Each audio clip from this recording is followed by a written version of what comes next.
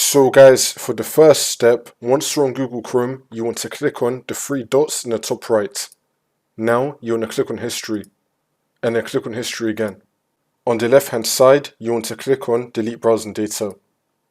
And now once you're on this, you want to select All Time. You want to select Cookies and Other Site Data and Cache Images and Files.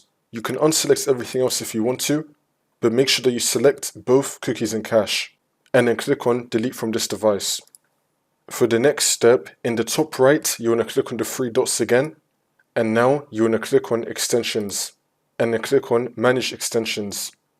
If you have any extensions here that you think may be causing a problem, then you want to either disable it or you can remove it. For the next step, you want to go to Search and type in CMD. Now you want to run it as administrator, and then click on Yes. And now once you're on this, you want to type in ipconfig //flush DNS and then click on Enter. And now you want to type in netsh winsock reset and then click on Enter again.